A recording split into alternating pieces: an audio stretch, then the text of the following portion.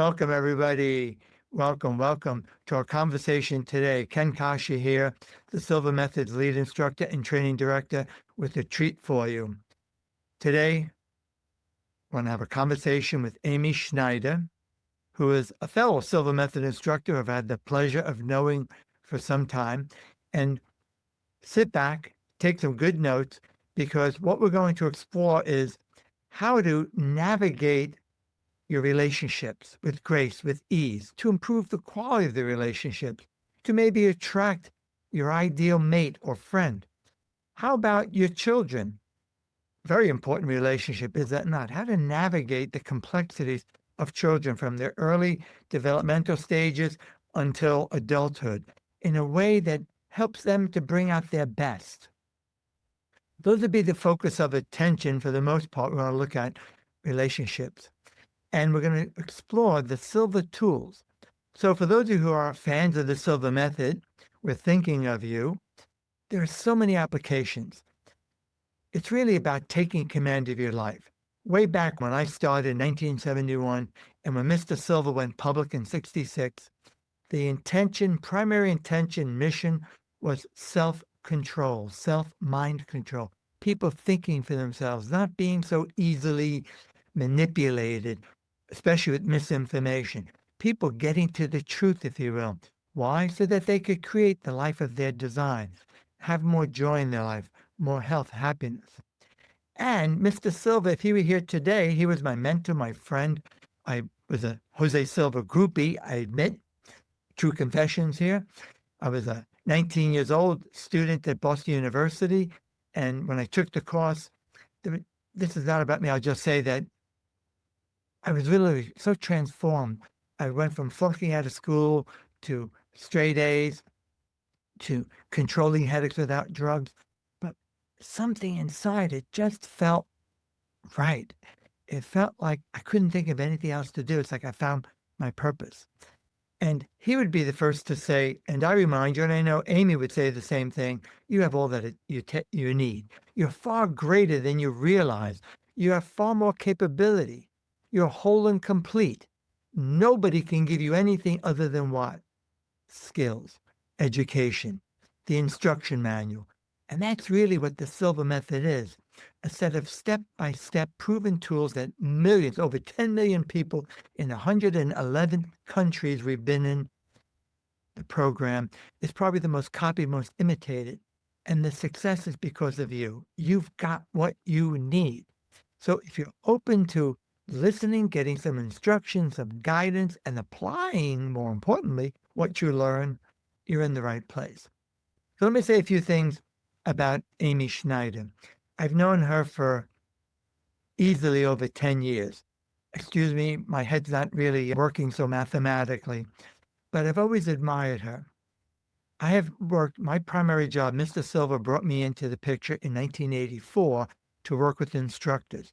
So for better than 35 years, it has been me in the leadership role with instructors, who are guiding them, mentoring them, working with them, collaborating together. I've traveled the world on behalf of the organization to do graduate programs. I tell you this because I've met countless instructors, and I've met so many people who are well-intended, beautiful people, kind, loving, generous people. Frankly, though, it's not enough. And it's never been enough. You got to have skills. And that's something I really enjoy about this woman, this young woman, Amy Schneider, is that she's well-intended, she's definitely authentic, comes from her heart, and she's got skills. And she's always learning. She has reviewed. The difference between me and Amy and fellow instructors is experience. You have done thousands of classes and so on and so forth. But this woman, she embodies the program. She embraces it. And yet she's constantly reviewing, whether it be the graduate advanced program mastery with me, or whether it be the immersion. We used to call it the basic lecture series, and now the immersion of Silva Life and Intuition System. That speaks volumes as far as I'm concerned, because she has a growth mindset. She's always thinking about how she can improve herself and her life, her family, and then bring that to her students to help them do the same. And that to me is invaluable. She also, background-wise, happens to be very up with wellness. She was a Lamaze coach and educator. My wife Barbara was also too, so it's a common denominator that we've shared. Her mother, who I got to know, an act of love, introduced Amy when she was, I didn't realize, the age of 9 to Silva and got involved. So this has been so much a part of her life from her young childhood life into her young adult life here now with that and with her family. So without further ado, by the way, Amy's also a certified instructor. She teaches in Atlanta and Western North Carolina, etc. Someone you definitely want to meet. So, Amy, how you doing there? Enough about me. Come in and say hello. Hello, Ken. Thank you so much for having me today and for talking about our passion. I get fired up when I start talking about it, the Silva Method. And I'm really excited to be here today to share my experience and how I have used the tools to navigate a lot of things in my life from a very young age after learning the Silva Method at 9. And I often tell people that I probably didn't fully realize what I was learning at the time. My mom, it was something I was going to do, and I was excited to do it because it was something she was very interested in, so we shared that. And this practice has grown and changed so much over the years until the point that I realized it was a core part of who I am and the tools that I lean on without even realizing it. They're automatic at this point, and that led me to become an instructor. Wow. By the way, Amy and I both, prior to this, I made a group myself. When we get on the phone, we talk often, we work together, we collaborate, we share ideas. And so often, hey, let's hop on a quick call. And an hour and a half later, we're still talking. So, folks, I promise you, we want to dive into this deeply. Something I didn't know about you, Amy, that caught my attention reading over your bio is you met your husband, John, through Silva. Could you explain and expand on that? Because so many people are looking to find their soulmate or a spouse or someone to grow old with or a good friend. Can you elaborate a little bit what you mean by that? What tools you used or how that came about? So it came about during a time when I was heavily, intentionally practicing every single day with my Silva tools. I mentioned previously that they're automatic, and they are. And what I love about it so much is that they're there, and that structure is there to use when we need it, when we find ourselves in new situations. And I actually was living away from home in Colorado, a place I'd always wanted to live. And all of my friends were married. And I was thinking to myself, I very much want to meet someone. I want to have kids. I want to have a family. And going, all of my friends are married. I've met their friends. I just gave it up. I gave it up to God. And about that time, eHarmony was on the scene.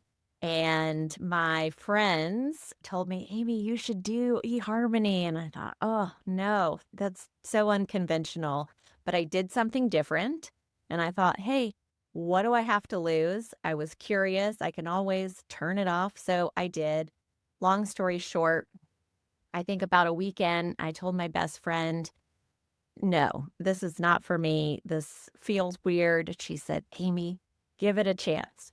Promise me that you'll be on eHarmony for 3 months. And after that, you can turn it off. And I said, you know what? All right. I really trust her. And so I said, okay, I'm going to use it as, what do I have to lose? Nothing. So I ended up meeting my husband, meeting John over eHarmony before I moved back to Atlanta. all within this, I actually ended up making the decision to move back to Atlanta. And as we started to get to know each other and then finally met each other, along about that time, we knew that we had something special. And along about that time, I had a dream. And I had a dream, and it contained John and a boy of about, we'll say 10 or 11. And I thought, that's interesting. It just kind of stuck out in my mind. And as I got to know him, he let me know that he volunteered and worked with the Boys and Girls Club, and he mentored a boy of about 10 or 11. And so that was information for me. I used it. I keep thinking about that you're on the right track. Stay with this relationship. And about a year later, a year after we met exactly, we got engaged. And a year after that, we got married, and this is actually our 20th year of knowing each other. We met exactly 20 years ago. Wow. Amy, the thing I'm thinking out loud with it, with what I hear you say, I believe I hear you saying, is that you were guided intuitively and you made moves, you made yourself available, you were out there, you were at home sitting by the phone, hoping somebody would find you, call you, or show up at your doorstep, which I know it seems like I'm exaggerating a little bit, but a lot of people seem to do that, especially if they're studying the law of attraction or manifesting. They miss the step of taking action. Am I correct that there's a lot of intuitive guidance for you, drawing you to him or to the situations that put you in the place to meet John? Yes, I would say both. And I think one of the biggest things is that I avoided really placing meaning, a yes or a no, on anything. I was very open and wasn't really I, of course, was attached to the outcome, but I wasn't attached to the outcome. I didn't stress about it. And I think that is one of the biggest things that can hold us back, is that we avoid releasing it, or we avoid being curious, and instead of saying, what does this make possible? What could this mean for me? We immediately place value on it, and then we either throw it in the trash, or we force the answer, if you will. Interesting. The other thing, though, that I'm hearing you saying with respect to that is following your impression. Earlier, though, you said when you were in Colorado, all of your friends who you hang out with were married. We all know there's a saying, and even science backs it up, that by proximity, the people we spend most of our time with, we become like them. So we need to, in a sense, be careful about how we manage our time, who we spend that time with. So here you are, a single woman, clear intention, you want to have a family, you want to meet a significant other and raise that family, and all of your friends are married. I might be stretching it a bit, but that sounds to me like you were modeling people, your friends who you admired. And I truly believe that puts us in a place to more likely to achieve that ourselves. Does that make sense to you, or am I fishing here? No, intuition is like cosmic fishing. You're not fishing. I would say that's absolutely correct. I think sometimes we do it subconsciously, unconsciously, without realizing that's what we're doing. And my friends that were out there, they had very loving relationships. I enjoyed being around them. They were enjoyed being around me. Incidentally, two of those friends I had actually grown up with and had gone to high school with in Atlanta and happened to live out there. So we knew each other. And I also very specifically and intentionally really was asked myself this question a lot, was if I'm if I'm meant to get married, wonderful. if I'm meant to grow and learn and stay single, I'm okay with that too, because I'm okay with who I am. I love who I am, and I know who I am. And I think that also helped in that way as well. Well, thank you for sharing that because, folks, listen closely. She wasn't addicted to the outcome. She had it as a preference, meaning, I prefer this is what I want. And if it's not meant to be, I'm okay with that. And I say that's a really important, not just in relationships, for building your business, for your health, for your well being. Science is teaching us now that the number one reason why people are not getting what they want, not creating what they want, or dare I say, manifesting, is because they're in survival. They're in survival. Desperation comes from survival. When we're addicted to the outcome, we just have to have it. And there's a big difference between a preference or a passion and obsession. And if you've been following me, I brought this up a lot because knowing Amy too, what you haven't said is you're using the tools. You're meditating regularly. You're keeping yourself centered and balanced. So therefore, you're managing your energy to stay out of survival or desperation mode, which then it's kind of like you become almost like a magnet and you're more likely to attract what your intentions are. How does that sound to you, Amy? Am I correctly observing? That sounds spot on. You are absolutely correctly observing. Also, when my husband and I went on our first date, it was essentially a blind date. And even though we had been talking over phone and email for a while, and when you have a goal, you've got to be clear on the goal. So you know what you want, what you don't want. And one of the things that I really was focused on was, hey, I'm at this point in my life and I don't want to go back and forth and play games. And I remember very specifically that after we were done, we had dinner or lunch, actually brunch rather. And after brunch, he turned to me and he said, I've had a really great time and I'd like to see you again. So when can we do that? And just totally caught me completely speechless, which is hard to do sometimes. And that was a meaningful coincidence of, hey, he doesn't want these games either. This is awesome.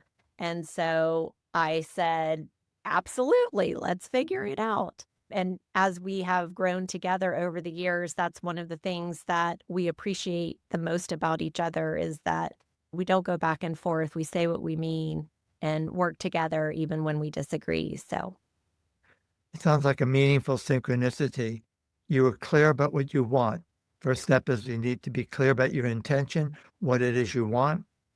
And then you're hearing him mirroring to you almost word for word what you're thinking, what you're expressing to yourself, which was also feedback. Fascinating. One last question, and then we'll give John a rest. As you look back, was there a specific tool or technique that you used, I don't know, mirror the mind or whatever, toward this, or was it more general? I would actually say both. Definitely Mirror of the Mind. I was using a lot of Mirror of the Mind at the time and always at nighttime. And that was actually before that was back in 2005. So before I upgraded in 2015 and now we have holoviewing. So I was doing holoviewing without realizing it. I would always do it at night because that was my key time to do it because I was able to, if I was worried about something, then that was a way to direct the energy, manage my energy, focus on what it was that I did want, and then I'd go to sleep. You automatically release it when that happens. A lot of Mirror of the Mind, and then a lot of what I talk so much about in my class, I know you do yours as well, but that desire, belief, and expectancy, those energies that really are I like to say, the gas that drives the bus. And sometimes people may find, oh my goodness, all I had to do was think about it and all of a sudden I got the answer, someone called. And that's everything in a nutshell. But then we've got the structure that we can do to really manage our energy, to control, especially when we find ourselves in worry. And so it was both. It was really looking to what it is I wanted. I was focusing on what I wanted, not necessarily what I didn't want. And so And a lot of that. there's a lot of takeaways there, folks, that you're listening there. Doing it at night, in terms of the tool, the technique, managing it. When we do something like that during the day, it can do anytime. Being clear, visualizing, mentally rehearsing the ideal. Best time, though, is at night before sleep. As Amy said, she now knows and understands. You're releasing it. You can't think, you're not thinking about it, and you're not going to worry and dig it up, because worry, self-doubt, is like a disease. It digs it up. It's like a weed in your garden. And the more weeds that are there in the garden, it's not going to take root. So doing it at night, one, also letting it go. Amy is very much a faith-based person. And she mentioned a technique that we use called holoviewing is part of in the Silva Method, whether you want to call it, we know we're all energy, made of energy at the smallest part, universe, God, source, higher intelligence, authentic self, that you and I are just a small part of something more. And when we're in alignment, that's when things happen. And I know I said one last question. However, I think this is an important takeaway too. Because what I hear you saying, Amy, and I hope John will be okay that we made him center of attention of our conversation, is that I'm guessing you're also being the kind of woman you are, knowing, clear about who you are and what you have to offer in a relationship. And I say this because it comes up in every seminar, in every immersion that I do, and I'm sure the same for you and our fellow instructors, is people are looking for someone to grow old with. People are looking for someone to have a significant relationship with. And one mistake is when people go in, again, desperation mode, gimme, gimme, gimme, I want this, I want that. This is my ideal person. These are the qualities I'm looking for. That's very different than saying, this is who I am. These are my qualities. These are my values. This is what I have to offer. And that's what we're bringing. So we're considering the second person, their point of view. Why would anyone want to date you, marry you, work with you, be in business with you? It's a very important consideration when you're using something like Mirror the Mind to include the benefits, not just to ourselves, of course that's important, but also to anyone who's involved. How does that sound to you, Amy? Would you say that's how you were when back then? Can you remember that far back? Exactly. Yes, I can remember far back because it stands in my mind. There's very specific points with my intuition throughout my life that really stand out. And because we met in the way that we did, because I kept getting those intuitive breadcrumbs throughout that, it made it it made it much more of an impression in my mind. And it really is. I knew who I was. I also was very specific in thinking in my mind, in the picture that I created, that this person that I meet has to be willing and open to accept me for who I am.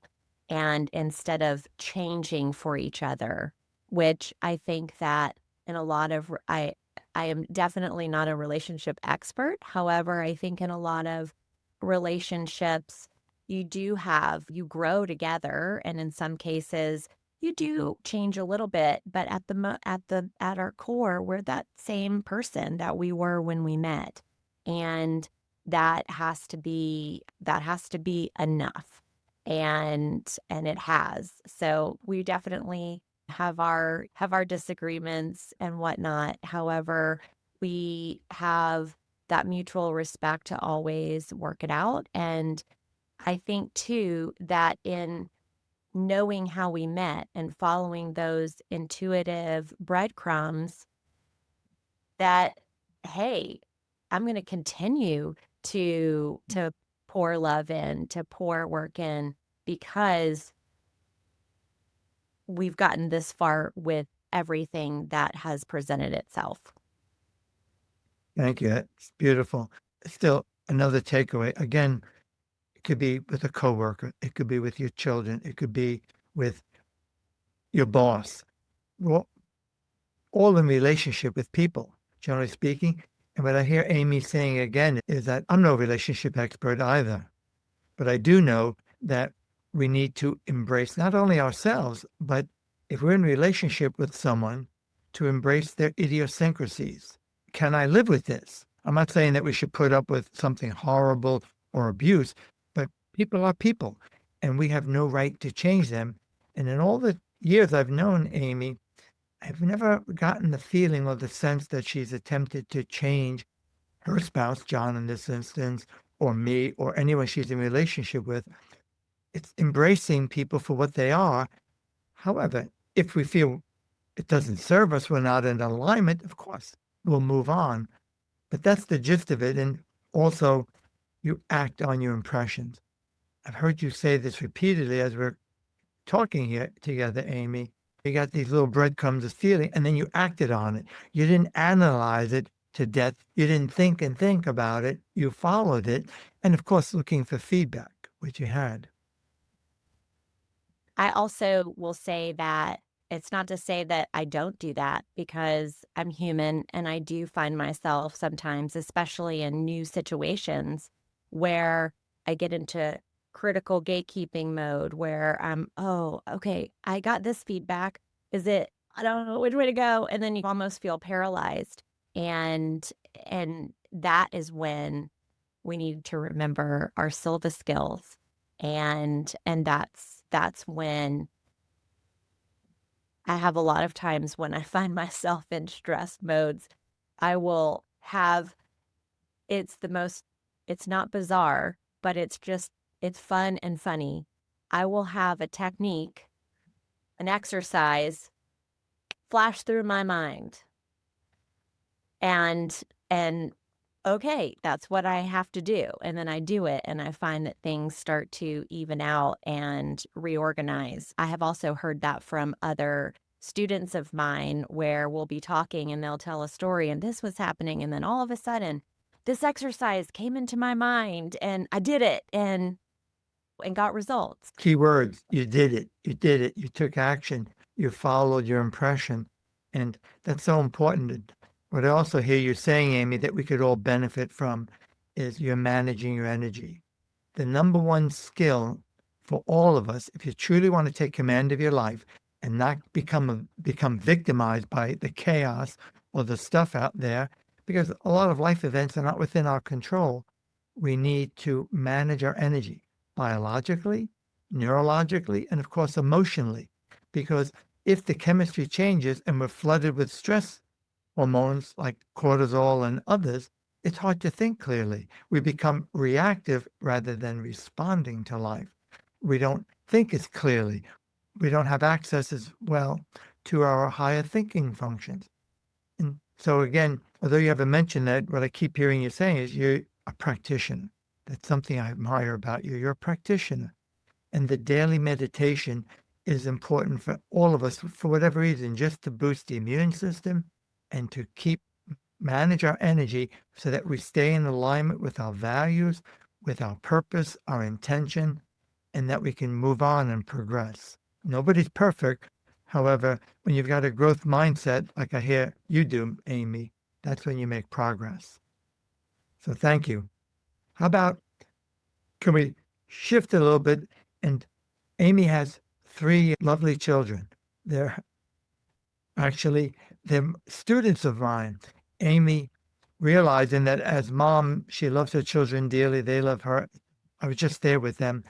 I did Silva Mastery, the graduate advanced program in Atlanta, and I was with all 3. 2 of them were in the seminar with us, and one will soon become a graduate. And I've often admired that because, let's face it, children have a very different relationship with their mom or their dad than they will in a class. It's important that there's that boundary, if you will. And so Amy, being skillful and wise like that, has sent them to me. And I would say both Johnny and William have been, when they were in the class, my best students. I've always allowed between 8, as long as they really want to be there, 8 and 12-year-olds, which I agree is young, but if at least one parent or guardian is a Silva graduate practitioner and they've done it already, and then they can sit with them in case they need help or coaching, and they really want to be there. So they've looked at some of the videos or read some things about it.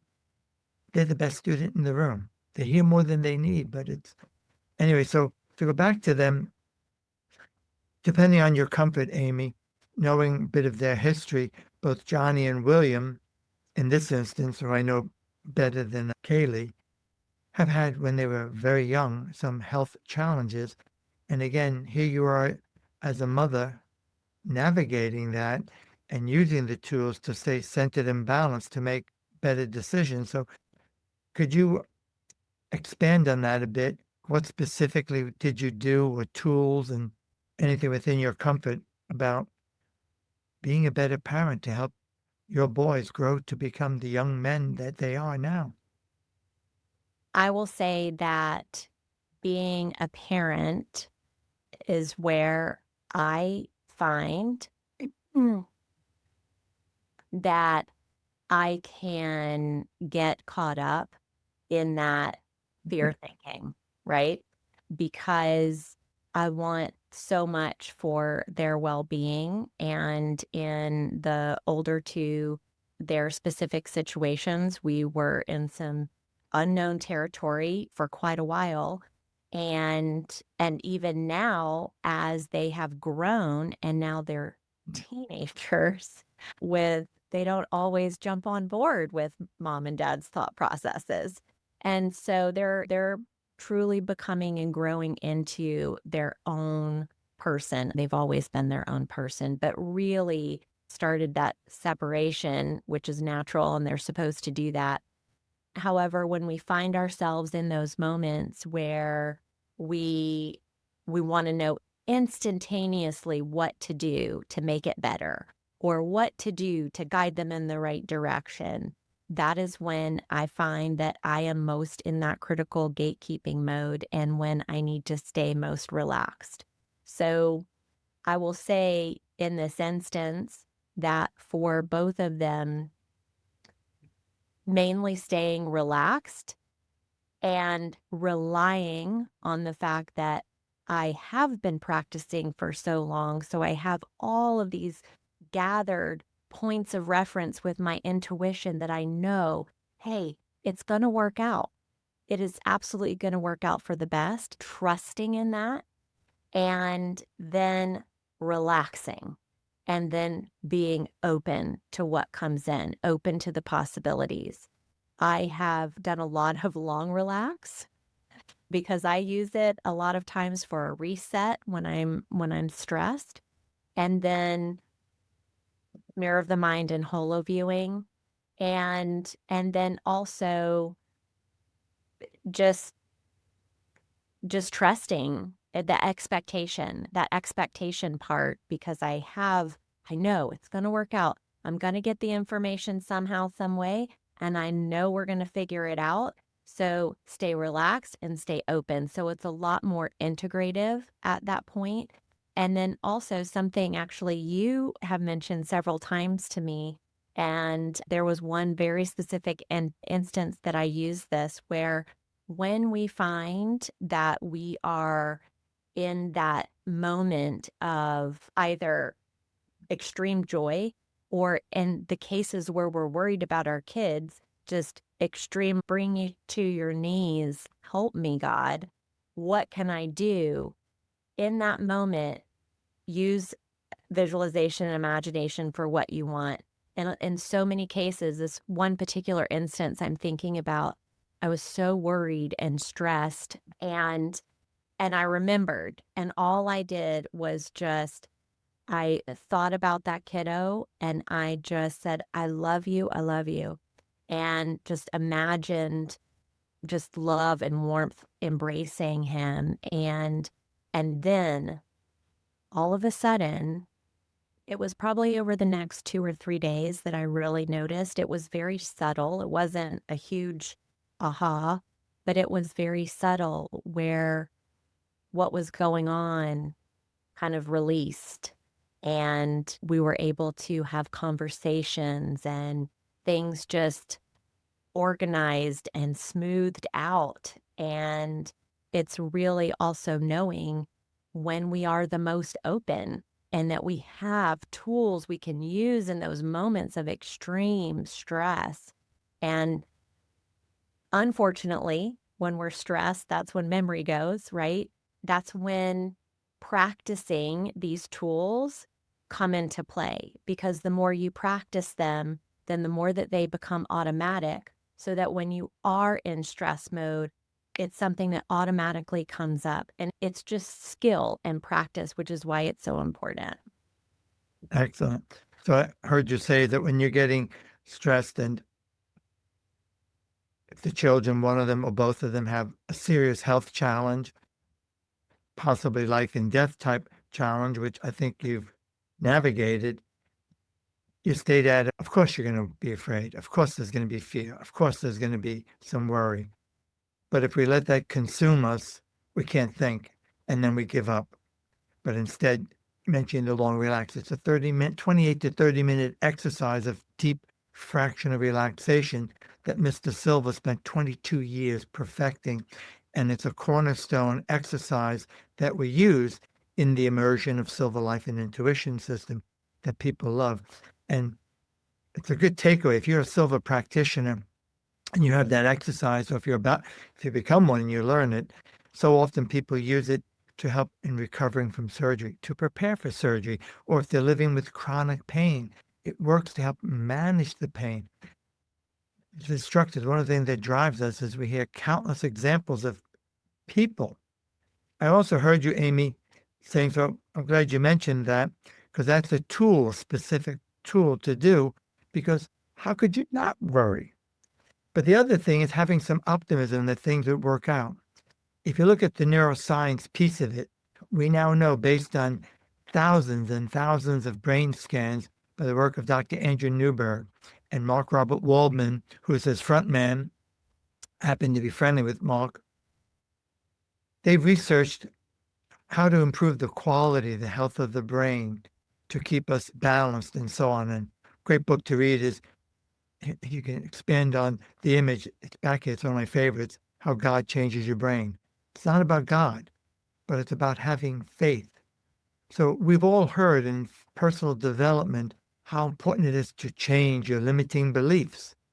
And really what that's about is having the belief in yourself that somehow, some way, I'll figure things out, which is what Amy just said. Nobody has all the answers. But if we sit there worrying and worrying, woe is me, we victimize ourselves, we catastrophize, and it gets worse. So really important that we have noticed, though, she's using the tools, doing the long relax, applying what she knows, not just sitting back in blind faith. No, that doesn't really help us, or blind optimism. But true optimism is cultivated when we take action, we study, we learn, maybe we hire a coach, whatever it is that you do. We've got to feed our soul, feed our spirit, feed our brain to rewire those old patterns. And one other last thing about and taking action, I have to just say this. Both of her boys were teenagers. We joke about teenagers. They both attended the advanced training with me recently, the end of April, in Atlanta. And we have a little thing, and Silva classes are intimate, anywhere from 20 to 40 to 50, and everyone's a VIP. Everyone gets the undivided attention of the instructor. Everyone is heard. Everyone's questions are answered immediately, not days, weeks, or months later, and by a certified instructor. So we invite them, okay, what have these 2 days meant to you? And then there's a certificate of completion. And both of them brought Amy, if you don't mind me saying Amy, to tears. And I got a little teary-eyed too, because they were so genuine, so heartfelt. What it meant to them to be there, I felt good about that. But what it meant for them to be with you, to be part of you encouraging them, because what you're not saying is you've been guiding them and encouraging them to not try to change them. I'm sure you've attempted that sometimes. Yeah, I've attempted, but I know that I that's not my place to do so, as hard as it is. I joke about Barbara, who you know well, kicks me under the table because it's hard as a parent not to when you know what. And a joke is that people pay me a lot of money for me to mentor them, and then my children don't even turn to me for advice. So I volunteer it, which is not so cool. I've learned the hard way. It's hard. However, so we're getting there, and we're not, neither of us are claiming to be perfect. Again, I invite you, come back to this, listen again, because if you listen closely, there's a lot of takeaways here. It's the little things, it's those slight nuances that is the difference that will make the difference. Anyone can read one of these books behind me, excellent book by Silva Mind Control Method by Jose Silva and Philip Mealy, or the Business Manager's book, which is really about people managers, excellent tools. But a lot of people become consumers of knowledge.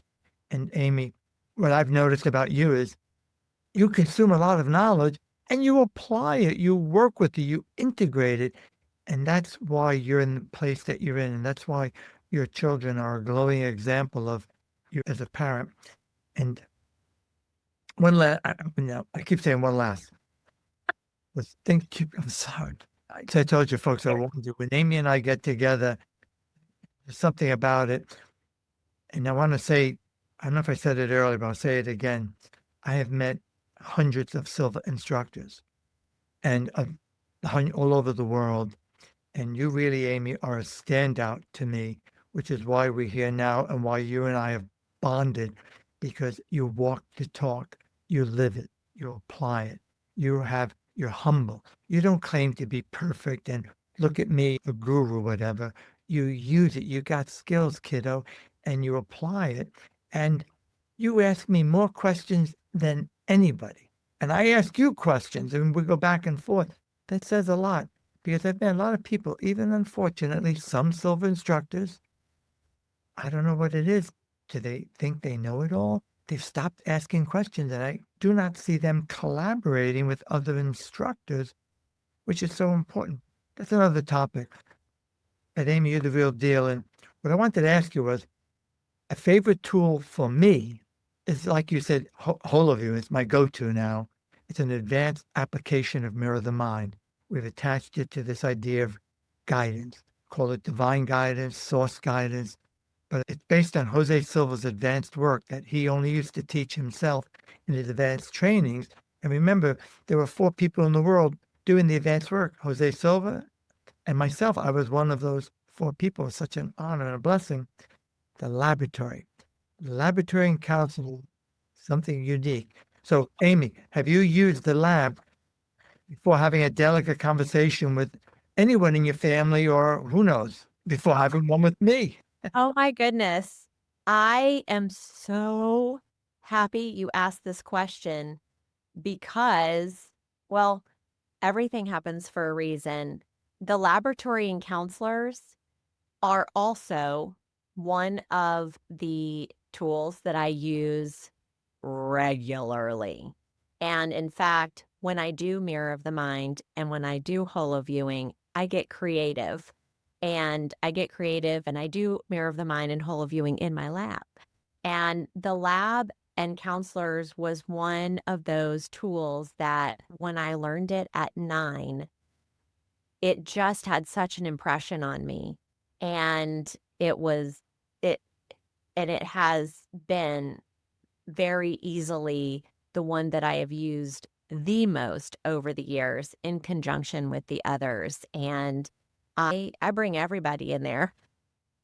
I have conversations. I prepare for meetings. I prepare. It's just the one. I think the reason why it slipped my mind to mention it before is because that is the one tool that is so automatic for me. And I use it for everything, everything. See, I told you, when we get together, we're good for each other. We bounce off each other. There's something else you said too. Why I brought up the laboratory, and by the way, folks, admittedly, way back when I started in 71, we were labeled woo and got sharp. Actually, it helped us because everybody was investigating Silva. We used to be called Silva Mind Control. that they were true journalists. They investigated, went through the course from beginning to end, and they wrote about their experiences and people in the classes with them. And it was so positive, we didn't even have to advertise. It really spoiled us because people were just searching for it. We were also the only game in town. But this thing of the laboratory, well, I think it's okay. Mark Waldman, great guy. His writing is brilliant, does great work. He's a psychotherapist. And at one point, he was, as a friendly courtesy to me, helping to coach our instructors through myself how to be more science-based. And there were things he told us to take out. And one of them, I think this is a conversation he and I had privately with Skype, is about the laboratory, to mentally rehearse the conversation, the delicate conversation with somebody before you have it. And I got a big woo. And some years later, maybe, I don't recall exactly, but it was at least 3 years later, when he had a Facebook page and he was active, he's teaching and encouraging people before you have a delicate conversation. We're now teaching in his psychotherapy sessions, mentally rehearse it. Close your eyes, relax, and imagine the person there with you as if they're there, which is what Amy and I are talking about. And it works before you go on an interview, before you have that delicate conversation, before you give a presentation. We fellow instructors, at least most I know openly, before we do whatever we do, we first mentally rehearse the outcome, mentally rehearse the intention, or things that maybe need to be improved. It makes a difference. This book, the Silva Mind Control Method for Business Managers. Let me see if I can, little product placement here, by Jose Silva and Robert Stone. If you're a Silva graduate practitioner, you'll get tons of insight and tools to use. If you're new to this and you're open to it, same thing, just depends on your openness. With this one, Silva Mind Control Method by Jose Silva and Philip Muir. So many people have read it, countless. It's been reprinted at least a dozen times or more, and it was written in the early 70s before that. But I want to go one more point, and then Amy, I think you're on the edge of your chair wanting to comment. Thank you for holding that thought. You said something that I wrote down, two things. You're managing your inner dialogue. You're in fear mode. Who wouldn't be when your children have a threatening challenges or born with this or that, etc. I'm not going to go into details. But you manage your inner dialogue. We call it mental house cleaning. The way we speak to ourselves when we're in stress mode makes a huge difference, because when we're in stress mode, we're vulnerable. When we're grieving, we're vulnerable. When we're elated and joyful, the shields drop and we make more impressions. It's that state of elevated emotion, positive or negative, where thoughts are embedded and rewire. It's a program to the nervous system, to the brain. And so Amy's talking about, I'm just sending out love, sending out love, sending out love. The power of love. I've done similarly with our own children. When I throw up my hand and I'm exasperated, what can I do?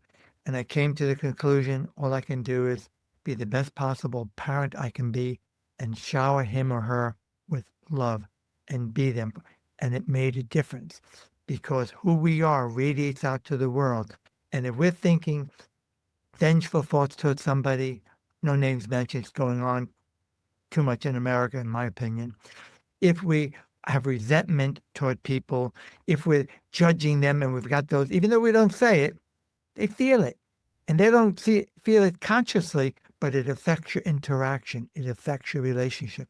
And that's what I heard Amy saying, because I've lived it myself.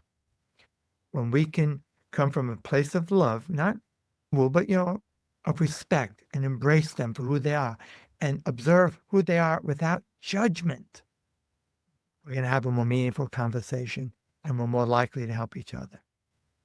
I see Amy smiling, and I just so picked. Am I accurately assessing? You don't realize how wise you are. You've just been so full of takeaways that I wanted to clearly put them out there for people. That's absolutely accurate. I think that as I have gotten older and really get to look back on how I've used the tools and what they mean for me now and look back at the gift that my mom gave out of really, she gave the gift of Silva to me out of a not survival security, but in a way of, hey, I just learned this and I want you to just not take the shortcut. I'm putting you in it. And one of the things that actually stood out the most for me, I was 9, but I have vivid recollections of that class. And and one of the very specific recollections I have is using my laboratory. I think that's why I love it so much. Using my laboratory to send love and healing thoughts to my grandfather at the time who was ill. He has since passed a very long time ago. But I remember thinking, wow, I can help. Little old me, 9 years old, here's something I can do.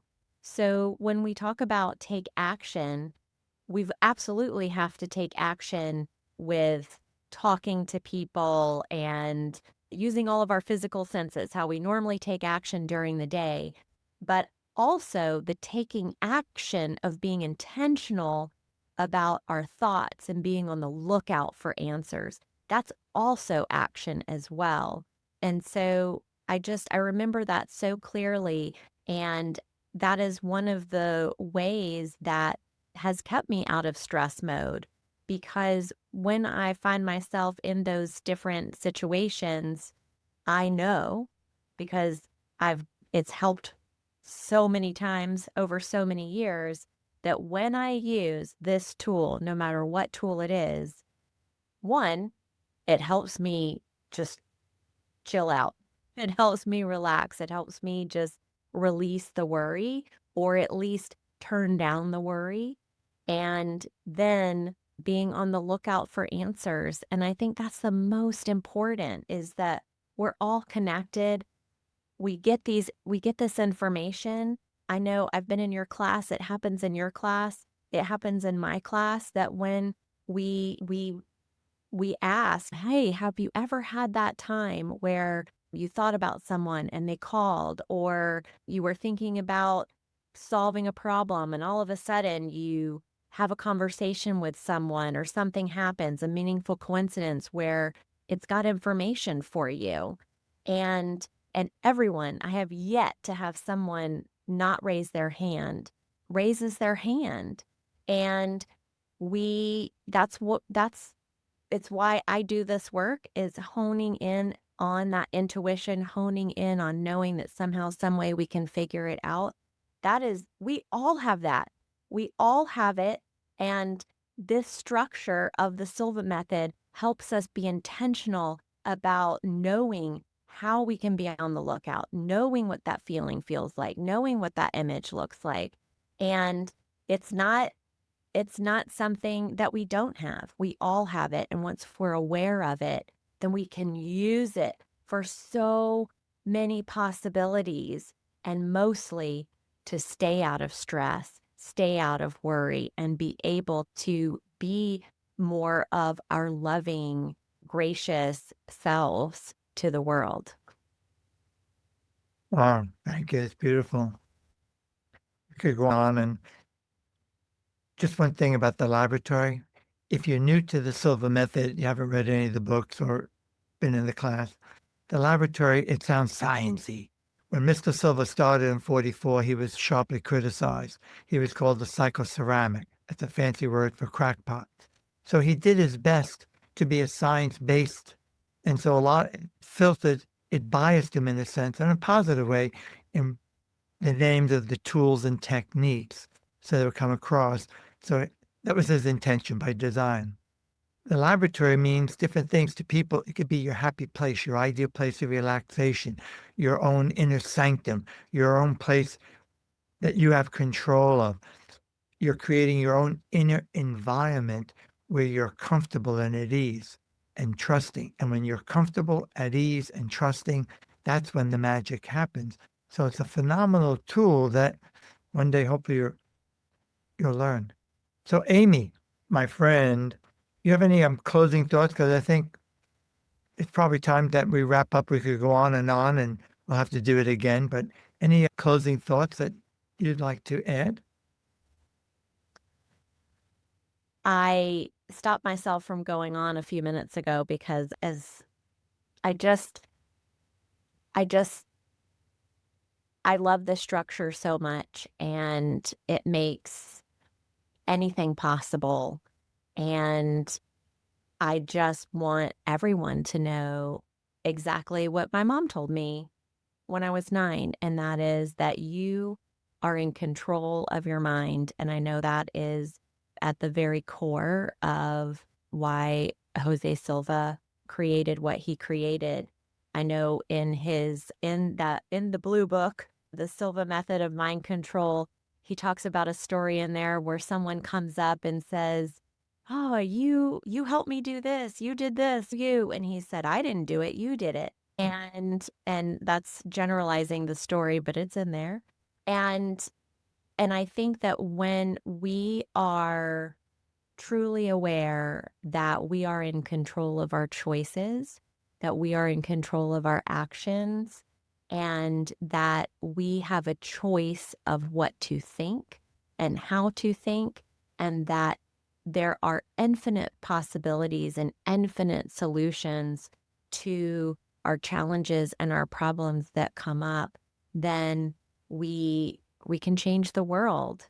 And it's just that important. And when we do it, we then leave a legacy for those that come after us. We leave a better world for those who follow. And I truly believe that. And that theme of legacy has come up for me over and over, especially over this past year, and just really opening my mind to exactly what that means and how we can help others. Because sometimes, especially in this world that we're in now, sometimes we might get caught up in the stress and how can I help? How can I change something? And we can change by changing our energy, by changing the way we look at things. And then when we do that, it radiates out and it just becomes automatic. Thank you. Amy, how can folks, if you're resonating and you want to explore more with the Silva Method, how can they find you, Amy? What would be the best place where they could learn more about what you offer in Western North Carolina and Atlanta area? So my website, which is www.silvamethodatlanta.com. And you can also find me on Instagram, which is Silva Method Atlanta and Western NC. A long one. But I do also have it on my website too, so you could just go over there and then you can follow me from there if you wanted to. That's funny. Same for myself, silvamethodct.com. And actually, if you just search Silva Method Atlanta, Silva Method Connecticut, Boston, or Chicago, you'll find us, our websites. Consider investigating more. If you have yet to experience the real deal, the coursework, there's a lot of things out there. They're great. They're good introductions at best, whether it be Mind Valley's 12 hours of pre-recorded videos, good work, but it's not the course, not even close to the course. And in fact, there's things in there that are not actually what we teach. Silva training is not 1 day, not 2 days, not 3. It's 4 days, 40 hours of training. Usually we go from 9 in the morning to 7. Occasionally we do it virtually, but best way is in person. That resonates with you, I invite you to check it out. Subscribe to her YouTube channel, my YouTube channel, somewhere where there's a link here. We're both on social media actively. It would be an honor to meet you folks. And I want to say, Amy, thank you for making the time. Amy is a wife, is a mother of 3 young, energetic children. She also plays chauffeur for the children. She works in wellness. She works as consulting people as a doula, and she's a full-time Silva instructor.